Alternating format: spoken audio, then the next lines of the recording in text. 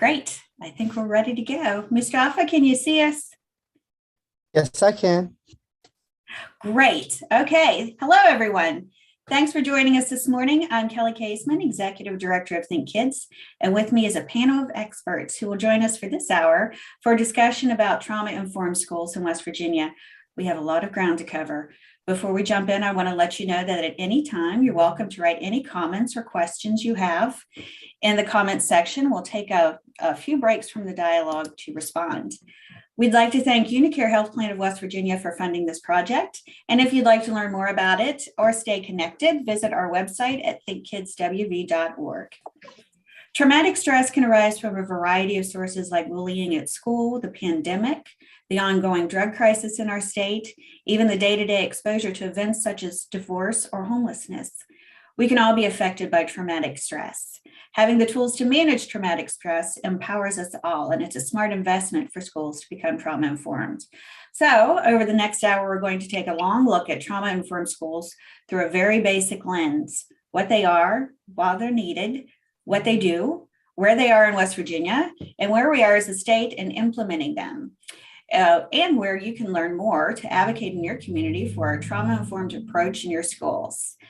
So I'm going to quickly introduce our panelists and hope they'll share more about their backgrounds and experiences with you as the conversation unfolds. So with me today are Felicia Bush, founder and CEO of Harmony Mental Health; Kelly Mordecki, who is a coordinator with the West Virginia Department of Education Office of Special Programs; Anna Villabona. She is WVU School of Public Health student and a staffer here this semester with Think Kids. Stephanie Hayes is also, I believe, still with us. She may have had to jump off already. She is with the West Virginia Department of Education Office of Healthy Special Programs as well. And then Delegate Lisa Zukoff, representing District 4 in the West Virginia House of Delegates. So thank you all for joining us today. So let's begin with a very basic word of trauma. What is trauma, and what are the different types of trauma?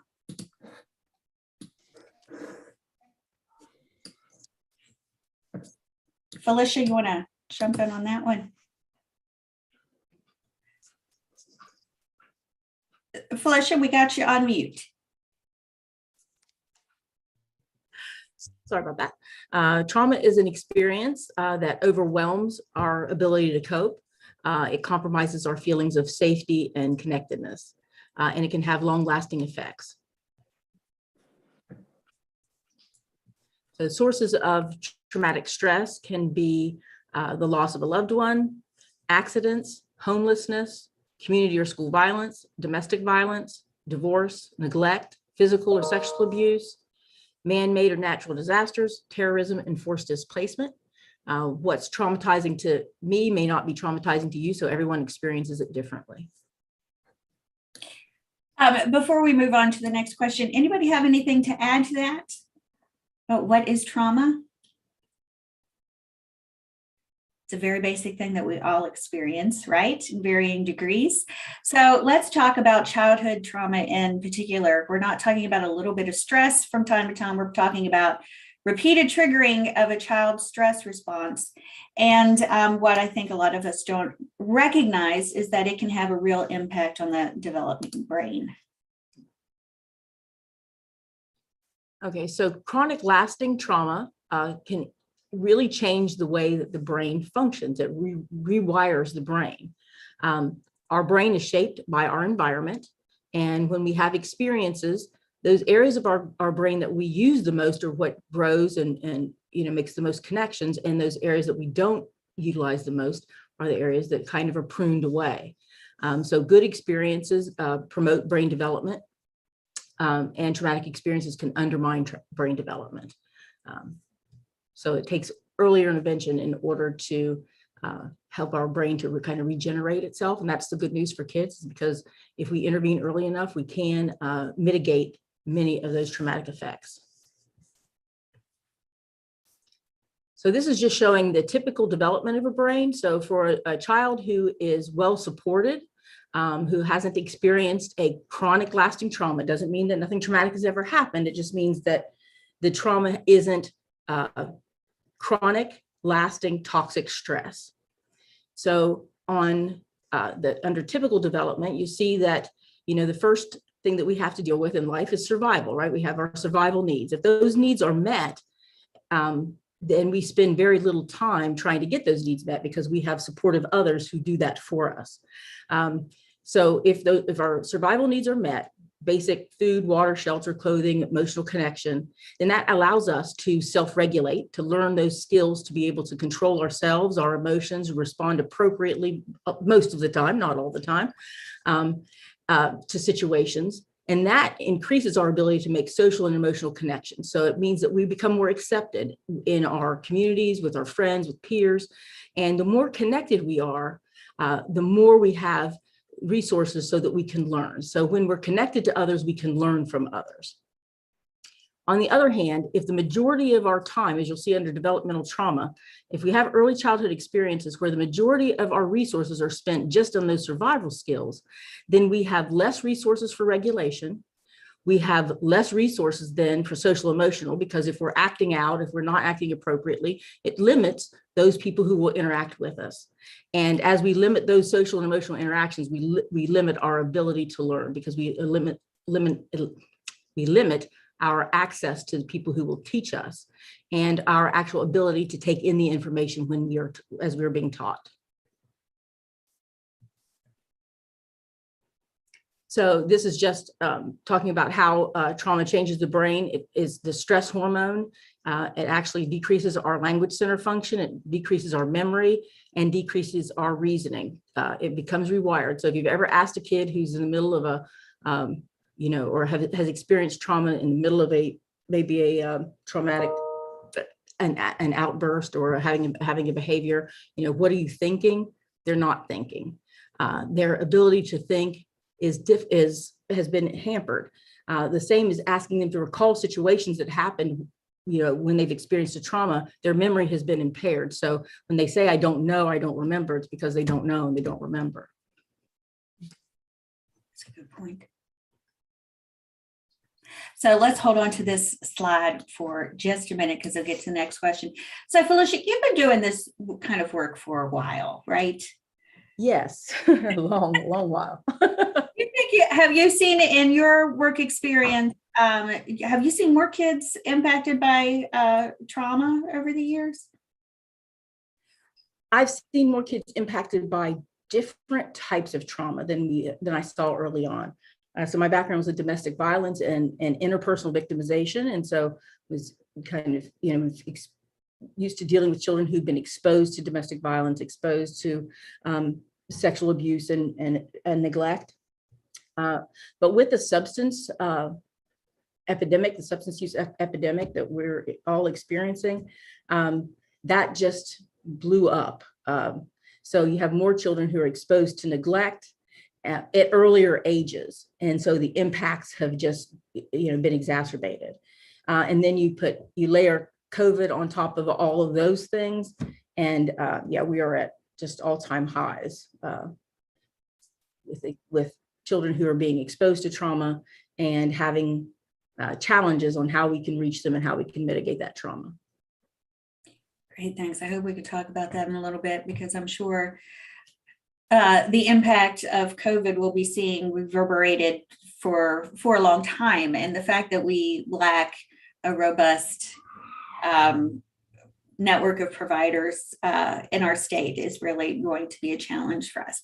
But let's move on to the next question, which is how trauma can affect learning. So according to the American Psychological Association, chronic exposure to traumatic events lowers a student's academic performance, increases student absenteeism, increases the possibility of dropping out, and result in more adverse behaviors.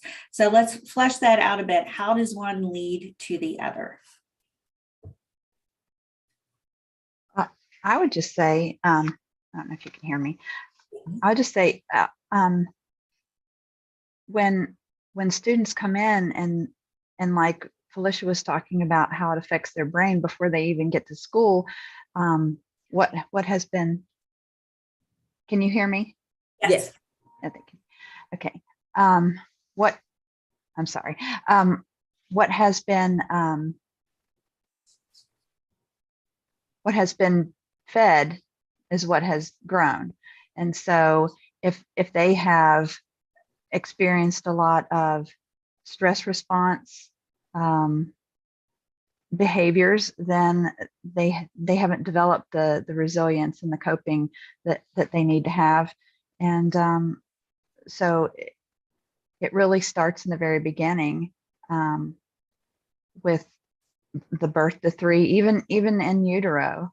I think we've established, science has established that during pregnancy, some of the things that are happening with the mother can also impact. And then when you compound that with they're being born into, like you mentioned, the opioid epidemic, and maybe some of them, we have a lot of children in West Virginia that are born neonatal abstinence syndrome children. We have a lot of children that are not being placed with their families that are in, foster care or in extended family care, and add all those things together before they even walk in the school door.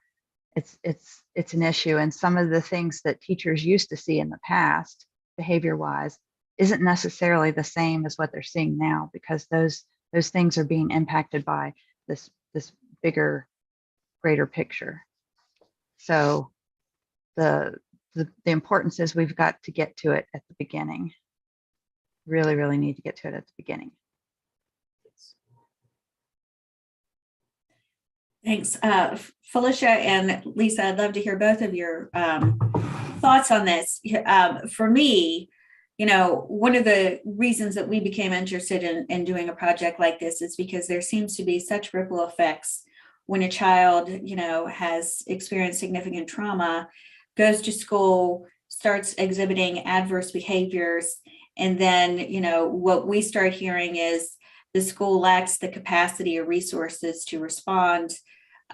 People get frustrated that with limited resources, these kids, one person explained it to me as can suck the air out of the room, that it inhibits other people to learn as well.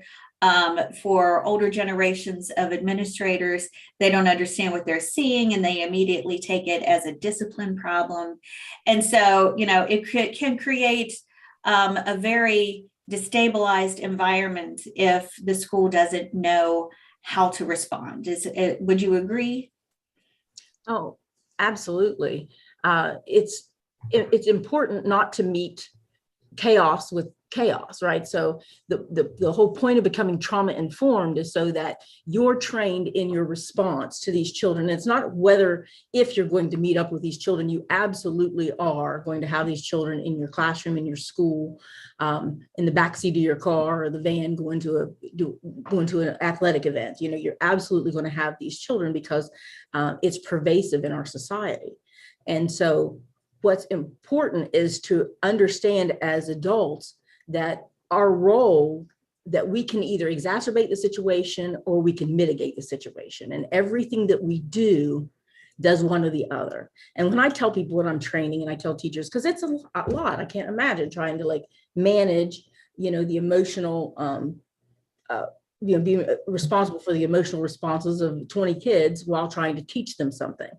I get kids one-on-one, or in small groups. So I don't do that. I'm not a teacher, but it's important to understand, if you just treat everybody as if they're experiencing or have experienced a trauma, if you just walk into your day with that assumption, and you're very cognizant of what you do and how that might be interpreted by somebody who's experiencing a trauma, or just having a bad day. It could be something as simple as slamming your hand down on a table, or yelling, or kind of startling, things that we may take for granted or that may relieve some stress for us.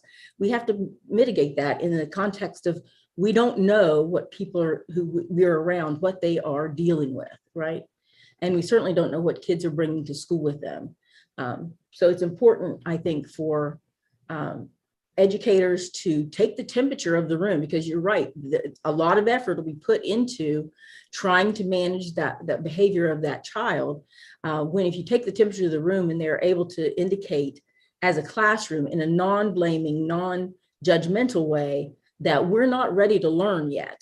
We need some help first. We need to, to get to a place where we're ready to learn, and we allow for that time, then you'll actually have more time for learning in a classroom. I totally agree. And we've been working a lot, Department of Ed's been working a lot on trying to address the well-being of teachers and staff, because we know that they are also dealing with things. And that's the first person that the child sees when they walk in. And the child needs to walk in and feel safe and secure. And if the staff doesn't feel able to cope with all the issues that are going on, then you have that trickle down effect.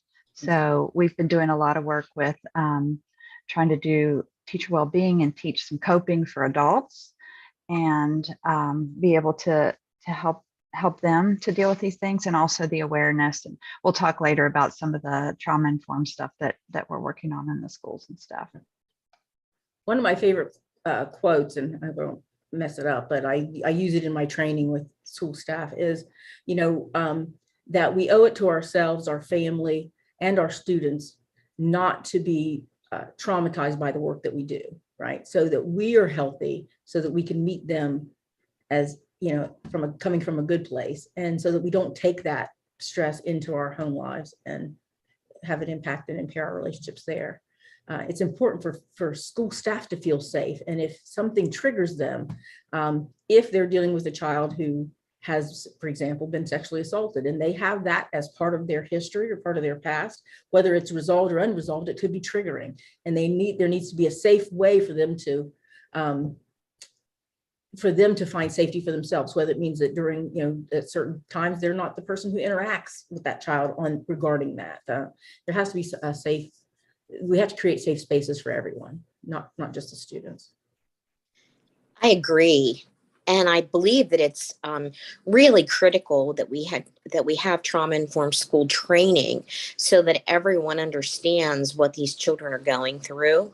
We never know once we get into a school setting, who does that child who's experiencing the trauma, who do they connect with? Is it the bus driver? Is it the school lunch lady? Is it the school secretary? The counselor, maybe it's one of their teachers, maybe it's a former teacher, right? So we want to provide this training so that, first of all, I think it helps everyone. As we've mentioned here today, we've all experienced trauma at some point. COVID, I was a big proponent of trauma-informed schools before COVID, and now it's even more important, I think, because I don't know anyone who isn't having some difficulty dealing with how do we cope going forward, what we've been through. And I think it's really critical that we both train folks, and that we start doing some training within the classroom, some mindfulness training, some, maybe deep breathing exercises, meditation, if the kids, some yoga, things that actually teach children how to self-regulate when they start to feel this way. Lord knows, as adults, we all need that at times, especially the teachers. But I think it's significant in the school setting. We talk about how much learning has decreased, and how much, we want to talk about test scores and things like that. Well, I think it's really hard to get past that. I remember a quote talking about people don't care how much you know until they know how much you care. And I think that's really critical to dealing with our trauma-informed students, in our trauma-informed schools, because not only are the teachers now expected to meet the children wherever they are in learning, right, within their grade level, but we have all the trauma that's being experienced from our school, in the school system. And I hear from teachers all the time that the behaviors are just off the charts compared to what they used to deal with. And just trying to, deal with that long enough to get an environment where it's conducive to start doing their job of teaching is critical. And I think if we don't start dealing with it more effectively, we're just going to see, a lot of children who are kind of left by the wayside. And it's really critical that we do it in the early grades, that we teach the self-regulation so that our students can learn going forward. And I think it's really important that we have that conducive learning environment that deals with kids in a manner that they feel safe. So. I agree. It really comes down to the climate and culture of the school. To be able to walk into the school and for the staff to be trauma informed, for them to have a plan, for them to have a system established where they know who to send a child to, and how to help them out, recognize those things. Here in a bit, we'll talk a bit about what we're working on now, but we do have some trauma-informed lessons put in. We've written it into some of our policies now, and we've got some lessons on e-learns for our staff and so forth to do that. And we have a lot of different programs that kind of try to incorporate that. One of the nice things that we have now within the Department of Ed is the West Virginia tiered system of support, which you've heard of multi-tiered systems of support, I'm sure, many times, but this is weaving in the mental health part of that. So we've got the academics and the behavior, and now we also have the mental health part of that.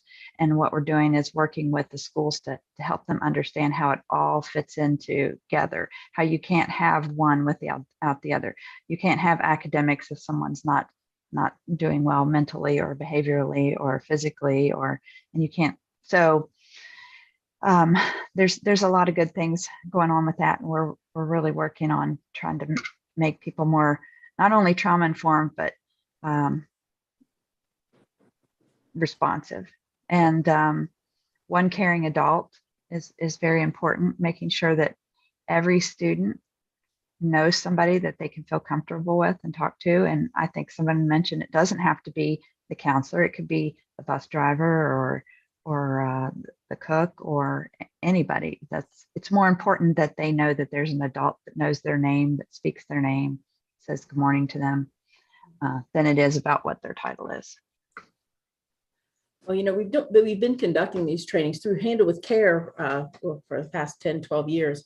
I've been conducting trainings. The staff of Handle with Care has been conducting trainings. We've had pilot schools, and then Harmony, as I developed Harmony, it was really out of this need for trauma-informed schools in partnership with mental health. And one of the things that we do, and I know we're going to talk about the workforce later, but it's important that we have all the pieces working in tandem, and that we have, because if you have a fantastically trauma-informed school and they make all the right choices and they know what to do and they've got a plan, and then they hand them off to a mental health specialist, professional who doesn't understand trauma, then it falls flat. So it's important that everyone is trained. We do trauma-focused cognitive behavioral therapy training at least twice a year, so that we can get as many West Virginia therapists trained, and with the caveat that the training is very inexpensive. It has been free. It's now very, very inexpensive, as opposed to the lot of money you pay in other states, so that we can the schools can access those services, and we want them to partner with the schools. So Harmony, in conjunction with the West Virginia Center for Children's Justice, conducts those twice a year with cohorts then that run all year long in supervision. We do trainings, and prior to COVID, I did multiple trainings throughout the years in different school systems. What's critical for a school system, that if it's not a priority for the superintendent, it's not going to happen. It's not going to work. You can have a singular school that's gung-ho, but if it's not supported from the top, it's not going to work. But I have been really proud of these systems that we interact with, the majority of them, that through the pandemic, they were very attuned to the children's needs. And they really helped assure that their mental health piece continued through the pandemic. going just extraordinary measures, making sure that they had access to telehealth and things like that, particularly in rural areas. So the desire is there. The information is there. Getting it on a consistent basis is a challenge, because I can go and train, I've trained 500 people in Greenbrier County, the whole, but then you have staff turnover. And then, so it has to be a consistent, continuous training. And I know that you Department of Ed is doing some things with training modules, et cetera, tied to licensure, that kind of thing. That's important. Has to happen in our higher ed. We've got therapists who are graduating that don't understand trauma. That just can't happen, because that's not the client that's going to sit across from you. You better be prepared for that. I was just going to ask that question, if we were doing anything at a statewide level to both with counselor training and teacher training, that this is part of the curriculum that we have, because as students are coming into the classrooms, if they don't understand, they're behind the 8 ball already. And we want to set people up for success in the classroom. We've done multiple trainings for Department of Ed prior to COVID, we would train all the principals and superintendents. We would train a lot of the teachers, so I know that that's something that's on their radar, and they've actively done prior to it even being a legislative priority, right? Because I've been doing those trainings for years. Right. But I honestly, I think some of the problem is that there's not enough knowledge about what's already there and in place and being done, so that you can harness that and not reinvent the wheel. Too often we pass a law, and then we hire a person and they start it ground one. This is what a traumatic experience is. There's people out here, been doing it. You need to bring all of that together. I would like to see some kind of a stakeholder, statewide meeting, so that we see what the resources are and we figure out how best to harness them to give the most access. Well, and we've been doing that some with the, actually, I'm on the work group for the HB 4773, the group that's gotten together as a result of the legislative request to talk about how all these go, and it's been very enlightening and helpful, and they'll be coming out with a report soon regarding that. But just for my on the little ACEs small part, legislation, I'm sorry. the protocols for the adverse childhood experiences. Okay, that's good. That's wonderful to hear. Thank That's you. that bill that you championed. Yeah. Yes. It was your Yes. help. Yeah, So- well, I met sorry, Kelly, when I met Delegate Zukoff, she was handing out copies of The Deepest Well around the legislature. I have that book.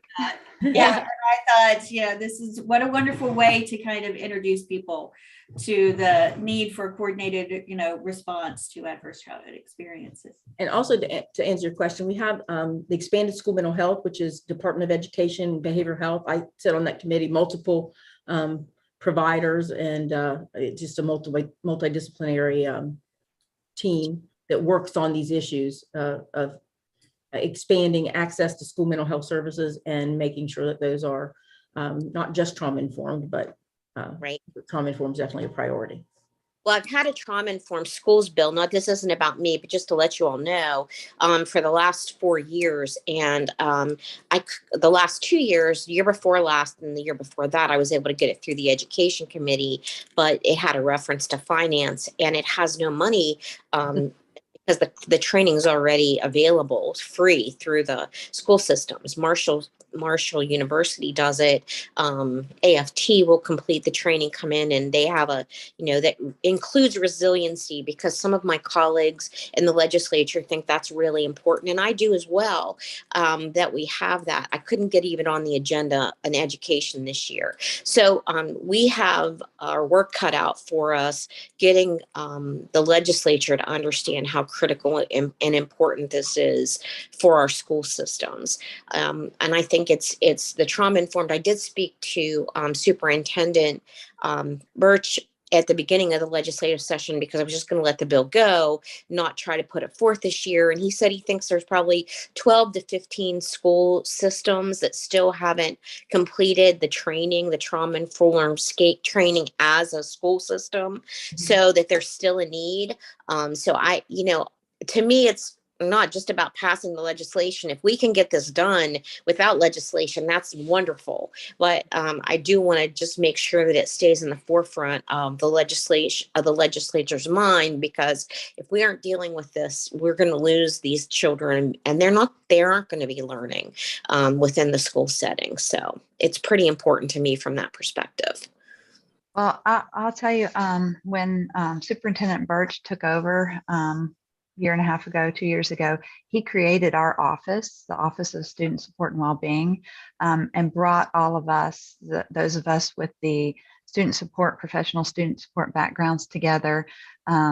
I'm a former school counselor and also a licensed clinical mental health person. We've got a school psychologist here. We've got communities and schools in here and all that stuff. So we've put all of those supports into one office, and we've done a lot of work here at the department to work across offices so that we're not working in silos. That's and awesome. We've got some really good teams going now. And as I mentioned, the West Virginia tiered system of support, we've got people from different groups. We go and explain how all of this needs to be put together, how you need to have all of those components, that you can't have learning without the other. And I see Kelly's put up my slides here. If you want, I can tell you a little bit about what I shared with the ACEs work group about. If you go up, the first thing there is, we've already talked about it, that we've recognized that there's a lack of qualified mental health providers, not just in West Virginia, but everywhere. And so we've been working with HUPC, and then also with R5CC on mental health shortage think tank. So working with them on finding creative ways to fill those spaces. Another thing that we've been doing is we go out and train the schools about their student support staff, so they understand what those people are actually qualified to do. Because in policy 5202, which I'll show you in a minute, there are descriptions and so forth of what different people can do, what qualifications a counselor has, a school psychologist, a social worker, a nurse. And if we would learn what those people can do and utilize them in the best, most appropriate way, then that would help, that would really help to take some of the burden off of other people. And we really have to collaborate with all the agencies that are out there. Like Felicia has all that wonderful stuff. There are so many places that if we just all worked together and knew what was going on, we could resolve a lot of things. So another thing that we realized immediately, the first day I went into a school and the whole staff was crying, was that I was like, okay, we have to deal with that. We have to talk, we have to help them, because when you're on an airplane, you're supposed to put your own mask on first before you go try to help other people. So we need to make sure that that our teachers also have those skills to deal with all the stressors, the things that are going on with them, trying to balance work life and the behaviors and all those things. So that's been really important, and we're contracting and working with some great people out of the University of Maryland, the National Center for School Mental Health, to help us create some supports in that area. And then I think someone mentioned about the increase in behavioral issues. That is huge. I mean, we've got kids coming in that have never seen sitting in a seat demonstrated. And so we need to work on that. So what we found is, and someone I think already mentioned this as well, so it fits in really well, is that these things have to be supported by leadership. I think you said something about it has to come from the top. The people at the top have to know and understand and support that this is going to make a difference. And when we can get them to buy in and support that, then we're going to be much more successful. And we also need to get away from punitive Punishments. yes, and get Yes. into more of restorative justice. And I think someone else mentioned it can't be a one and done training. We can't just go in one time and do something and then just, oh, okay, everybody's supposed to know this, because we know how learning is. What is it, 7 to 9 times before we really pick something up? So this language that we're using needs to be used all the time, interwoven into all the conversations that we have, so that it just becomes a normal kind of understood thing, that when we're talking about the overall wellness of children, that is their physical, mental health, academic health, behavioral health, all of that. It needs to be part of all of that. Mhm. So if you go down, so the policies I just mentioned just briefly, I just put a little snippet there so you could see. And this was even before anything has passed. We felt very strongly about making sure that trauma-informed best practices is actually talked about in the policy. So in both policy 5202, which is for the minimum requirements for licensure, and in the 5100, which is the approval of educator preparation programs, we have noted the requirements that trauma-informed best practices have to be included in that. So when teachers that are already licensed go for renewal, they need to get some training. And for people that are new coming into the teaching field, we are working with the higher ed to make sure that they incorporate trauma-informed into the new teacher ed programs. So those things are happening. And then this is our e-learning opportunities I'd mentioned. We have those established. We can't ask people to be informed about something and not provide them a way to do that. They're free to take any kind of courses that are out there, but they just have to make sure that they take something. So we have those things available. We'll put links in the chat after the conversation. So Okay, more. great. And then that TeacherWise that I mentioned, this is a downloadable book. This is absolutely fabulous. We've all been trained as train the trainers for that. And it can be used in a number of ways, but it's really great. We're kind of recommending that teachers use it maybe as a PLC or do it as a book study or whatever, that they go through and they can measure their own wellness, come up with a plan. They can write their own plan, their own wellness plan from this. And I think that just being aware of themselves will help them a lot. Can I say something just right there? Sure. So as part of our training, of course, the first thing that I realized is that I need teachers to buy in, and I need teachers to be coming from a healthy place and attempting to provide mental health in schools. I've had many instances where, there were consequences of that not being the case. And so we developed as part of Handle with Care in our training, a wellness model, basically self-care, educator self-care. And so to support that, I got some grant funds and I placed in some schools wellness centers. So I had massage chairs, a hand massager, all of these different things so that teachers could take and I called it an adult attitude adjustment. So, because we all need them, right? So, but teachers are so talk about an attitude adjustment. That's not quite what she meant, though. I'm sorry. I said my mother gave us talk about attitude adjustments, but I think it's quite what you were just talking about. Yeah. But we all need a moment. We have those kids that can trigger us. We have colleagues that can trigger us. We have stuff going on at home, and getting teachers to take 5 minutes to de-stress. Like they would just tell me, I feel so guilty if I go in. I'm like, the best you can be, if you commit yourself to that, then that's more you have to give, not less. It's not something you're taking away from students by taking time to re-regulate yourself. We all have to re-regulate, but getting them to use it was like pulling teeth. So they're very committed to their time with their kids and trying to get them to take time away for themselves, even sanctioned by the powers that be, was almost impossible.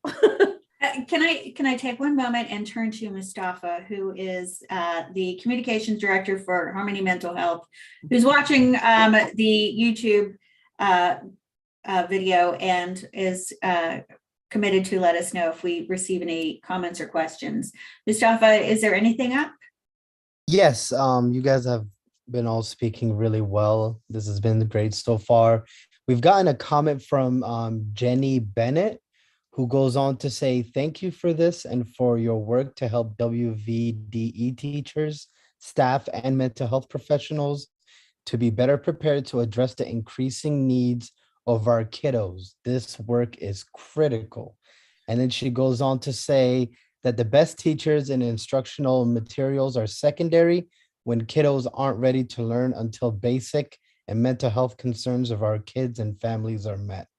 So thank you, Jenny, for those comments. So far, those are the only comments we've gotten. Thank you.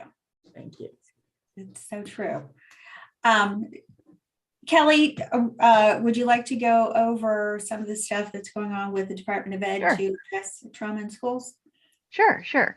So as I mentioned before, just right up above that collaborating for student success right there, just one more above, and then you can scroll down. This is a booklet that's on our website that you can see. Stephanie and I have been going out and doing trainings with leadership, explaining to them what the different positions are. I mentioned that, and what they're able to do, trying to show them how they can, in this time of shortage, if they identify, and we talk about resource mapping and so forth, what you've got in your school, let's identify who those people are and how you can best utilize them. Because I think sometimes positions are pigeonholed, and you think that, like, for example, when you say school counselor, a lot of people think, oh, those are the people that schedule you for your classes. They're way more trained to do a lot more than that. And so let's use them. Let's use them with the skills that they have.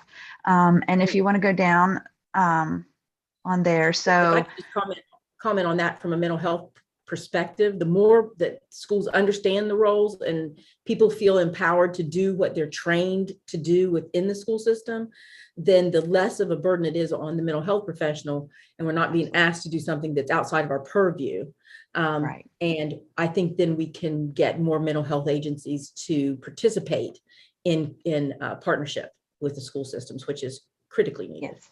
That's such a good point, if I could just interject for a minute, because we worked on a project a few years ago where we went into communities to try and find out how connected schools were to healthcare in the community. And I was so surprised, especially when, this was a few years ago when we all knew about the opioid epidemic and what was going on with our kids. And you would have counselors and psychologists working overtime and realizing that kids needed more than what was in their purview, right? Mm-hmm. So they knew that there needed to be a wider continuum of mental health care in the community. And yet they didn't know whether or not there were mental health providers in that community to help refer families to. And I've worked with some school-based health centers who actually have providers that ride on buses to go home to get parental permission to utilize their services.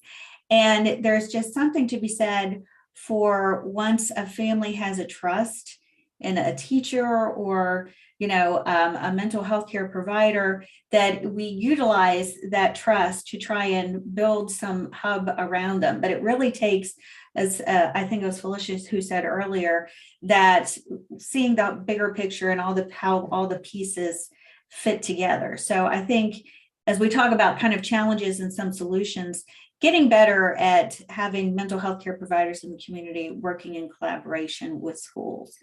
Which would be, I'm sure, Kelly, you're shaking your head because it would be of great benefit to the counselors and psychologists who can be really overburdened. Well, the expanded school mental health is absolutely fabulous. It should be in all schools. And we're working on that here. I've mentioned the expanded school mental health so far and what's going on in the schools that Felicia knows. And then Project Aware, the Department of Education got 2 5-year grants. And of course, that is combining the expanded school mental health, and then the PBIS, and working on also addressing prevention and so forth. So we're working with the PLOs, and so we're really excited about all that work. We've got a lot of people involved and invested in that, a lot of great partners, and we're starting to find out that the more that we talk to each other, the more, we find out things that people can do. And there's a lot of great support out there. We just have to find those people and put each other together. And like Felicia said, those identifying what people's roles are is very helpful in making it go smoothly. And that should be part of the school strategic plan, and part of their process is identifying those things and then making sure that you're using everyone in the most efficient way. Can I give a little anecdote that's just related to that, one of the grants that you just spoke of? So Harmony's long been in multiple counties. And so we've been in Work County schools, Tyler County schools, Kanawha Wood, multiple schools, Jackson and Calhoun. But the Work County received the AWARE grant. And just having that coordinator, like we've been in there, I've been in Work County schools, personally, probably for 8 years.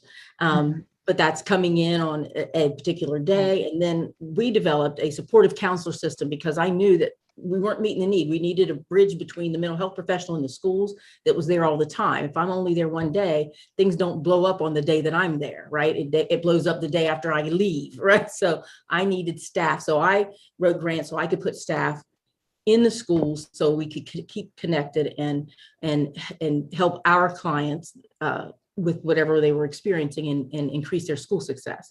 So with this recent AWARE grant, it allows for me to have a therapist in the school. So in 2 of the schools in Work County now, instead of just, I've had 3 therapists running into the schools, even though I have an office out there. So either come into the office or in the schools. And so we're in there about 3 days a week, and supportive counselor who served all 3 schools. And now I have a therapist in our primary center and in the middle school. And this is when I told you I had to transition my clients. Yeah. So anyway, so the benefit of that is you've got a therapist there full time, right? But what expanded school mental health and what this AWARE grant is allowing us to do that we couldn't do before is that we can participate in tier 2 services.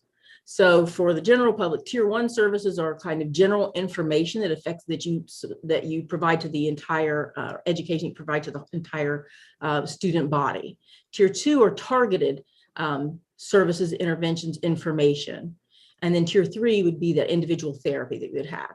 So usually the mental health professional stays up in their tier 3 area, but this allows us to do tier 2. Well, I've long had a very expensive evidence-based program that I was able to utilize, I think, once or twice, but I've had this for quite a while. And it's for tier 2 interventions. And so we made a plan as part of them having a coordinator who's fantastic. Her name is JC Cheeseman, to do for our staff to do the tier 2, do a group. The teachers defined what kind of groups they felt they needed and students, that they felt would benefit from the groups. And then, so we were meeting to talk about these curriculums and how we were going to roll them out in both schools. And I happened to, when I was getting the materials out, I came across our parenting program. So this particular evidence-based program has a parenting component. And so when I gave it to Jaycee, she was so excited because parent engagement is a huge need. And she was, and I'm like, we'll facilitate it. You bring the parents, we can involve the parents in this group. So just a plan in order to utilize what's already there, what I had sitting on a shelf is going to be real and live in the next school year at this school. And I think that that's fantastic. And that's as a result of expanded school mental health Department of Ed writing these grants to allow us to be able to do that. So it's very exciting from my perspective, and Jaycee was a little excited herself. That's Great. really, Yeah. that really is exciting, and it gets me back to something that is a little off subject, but not truly. That I think with our opioid crisis, especially when we have to take children out of the home, I think sometimes if we had some of these community services that were available to help families with what they're dealing with, then maybe we don't have to take the children out of the home. And so I think that it's really critical that we have these type of programs, because I think that's a missing piece for us in West Virginia. The prevention that's needed for these families, if the children can learn how to help cope at home, and the parents can learn from that, we might not have to take so many children out of the home. And then that's what's best for everyone, right? That should be our ultimate goal. Exactly. Absolutely. We're in a position at Harmony. When I created Harmony, we do the clinical services. We also have social services. So we have a whole department that is working directly with child protective services, from parent education, adult life skills, et cetera, for those parents whose children are either in danger of being removed or have been removed. And more often than not, our kids, they're the same kids we're talking about. So I've been fortunate to have this perspective in developing programming. And then we get to see things so you get to see the progress that you make clinically. You get to see the progress that you can make with families. And it's, sometimes they're failures, and recently in the past 6-7 months, we become involved with Wood County has a family treatment court, and we're a member of that treatment court. And we have just launched a few weeks ago a reunification group. So we call it Phoenix Rising. It's where now people who are going through family treatment court are being reunited with their children. And what we know is that what tends to happen is that all the support's pulled away when the kids come home. That's not when you need the supports to be pulled away. So this is in preparation of them coming home, and then support that follows them after they come home. So we're so excited to do this group, and it's great. It's good for the participants. It's good for the children, but the impact on my staff, those staff who only get to see the bad stuff, they are so, so fed by being able to see these parents who did what they needed to do, who've made the changes they need to make, and are reuniting. And I just did my training with the parents in last week's group was on the impact of trauma on children. And we did their ACEs, we did their children's ACEs. What have you been exposed to? What have you exposed your children to? And how are we going to mitigate that, right? And how are you going to recognize the signs when you've got to advocate for your child? It's just been fantastic. So I'm blessed that I get to see that full circle. And we need to think, just like you were saying, we've got to think about that. Thank you so much. And I'm going to bring you back, Felicia, when we talk with Stephanie Bond about doing one of these training events about family treatment court and the importance of its role in West Virginia. I want to take a moment, because Anna has been so patiently waiting to share her information from her surveying. And she's, Anna, do you want to tell us a little bit about why you're here and the project you're doing? Yes. So I'm graduating from WVU. And part of the graduation requirements is that we work with local organizations just to get experience in our careers, our field. And so what I'm working on with Think Kids is I conducted a survey to schools and, counselors, nurses, teachers, principals across West Virginia and different counties, and just to get their ideas, their thoughts on how trauma informed their schools are, what's needed, and things like that.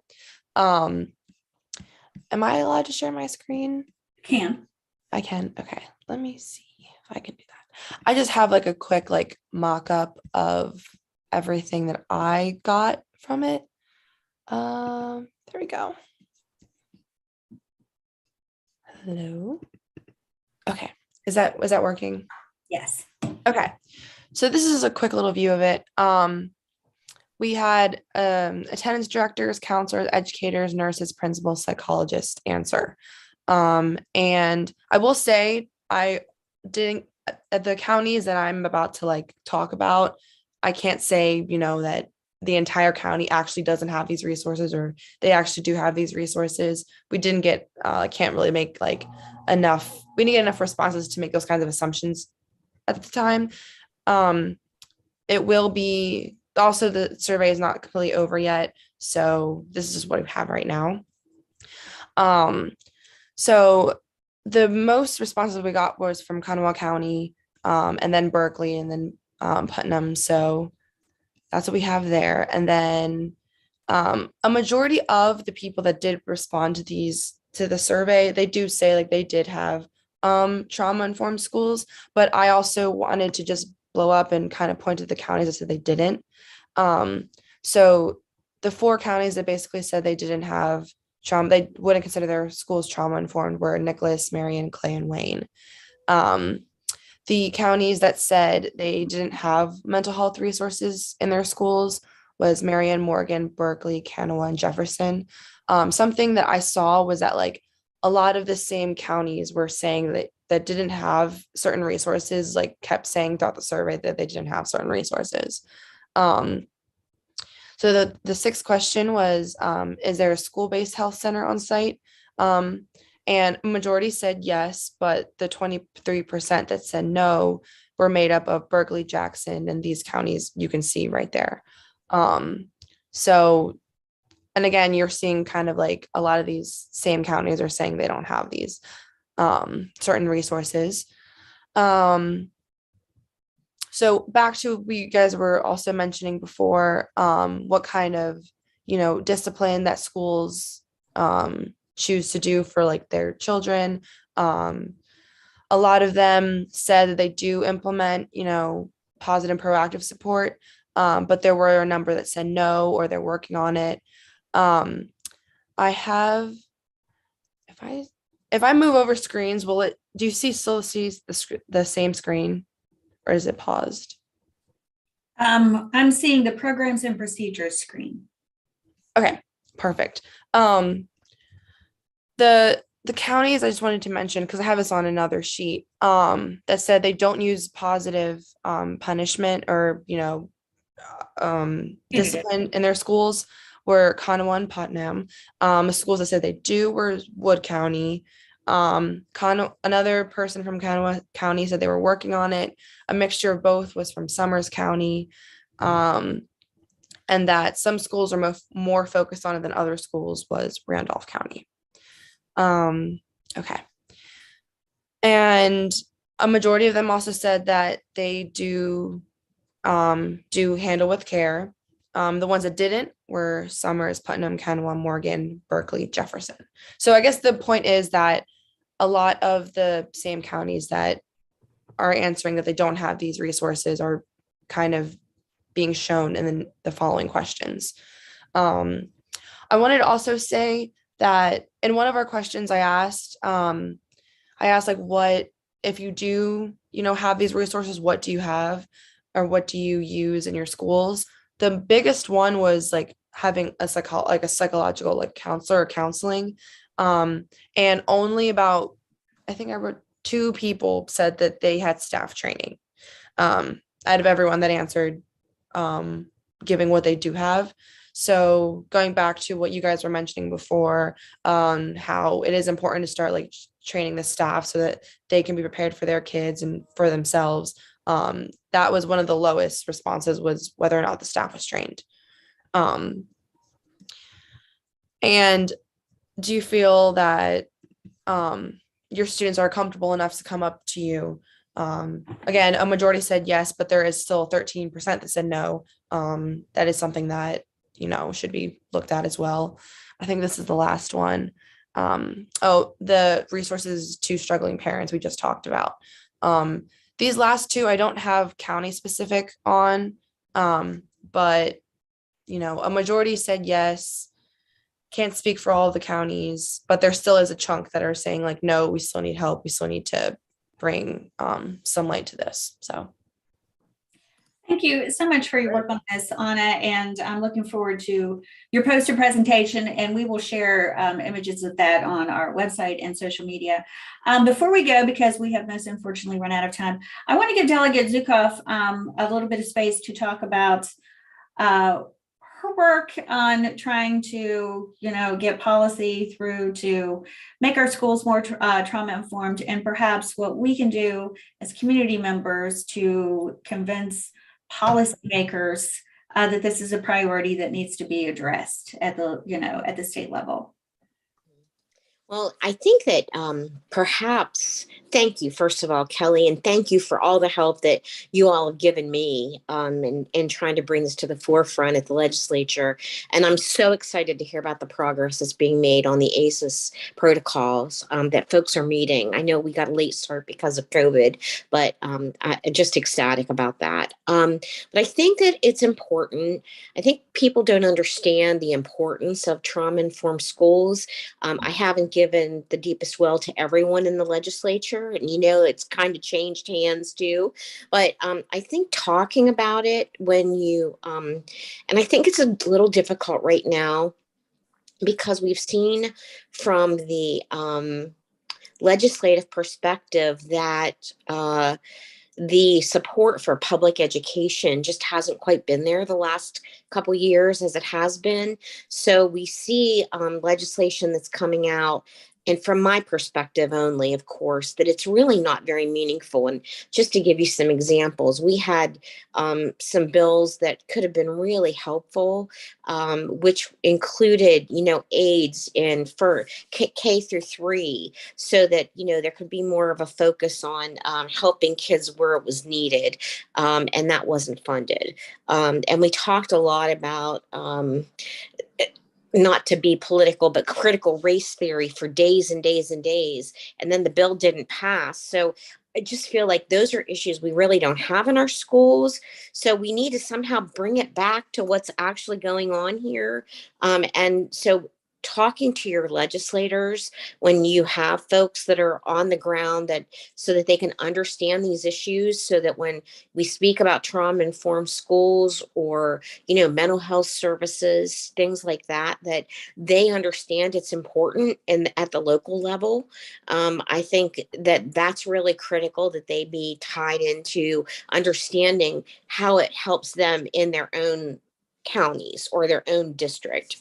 So I think that folks on this call could be really helpful that way. And I think maybe some meetings, I'm not on education any longer, but I am on the Children and Families subcommittee that works with the Senate, and we are always looking for topics to study and to bring forth legislation the following year. So if this is something that you all feel really strongly, be it trauma-informed schools obviously is important to me, that we could talk about it from a perspective on how it impacts children in maybe a non-education way. I think the prevention piece is huge. When we just talked about that I don't think we do enough of as a state, especially with the opioid crisis, about helping keep kids in their homes when there's a crisis. What do we do to address those families' needs so that they don't have to be taken out of the home, which then sets about a whole nother process, which we tend to get bogged down on, necessarily so. I mean, it's important that we're dealing with children in foster care, but what can we do to help keep them out of foster care? And I think this trauma-informed schools piece and the mental health piece is critical to help that. And I think we need to help people understand how it all works together. So in a nutshell, I guess that's what I think maybe we could do together. Thank you, Kelly. Oh, thank you. Thank you so much for the work that you do. And with this project, that's something that we really hope to do over the next year, is go into a couple of communities, invite policymakers to the table so they can hear from people in the schools what they're experiencing and how they're trying to address it in a meaningful way. And if we all get better at kind of using our antennas and sensing when a family may be starting to struggle, to ensure that we're working in a collaborative approach to keep them out of these systems, rather than to invest more money in the systems to create bigger systems once they get in. I think we agree with that, is really key. So with that, most unfortunately, we've already passed our time. I want to thank all of you so much, Kelly, Felicia, Anna, Delegate Zukoff, and Mustafa, for joining us today. Anyone who's watching, thank you for joining us as well. If you missed some of the discussion or you know of someone who may be interested in this conversation, we'll have the video posted on YouTube ASAP. Some of our panelists have shared some links that we're going to get right up on the YouTube website, and we'll be sharing the link on our social media sites as well. So thank you again so much for joining us. Such an important conversation, and I hope you enjoy the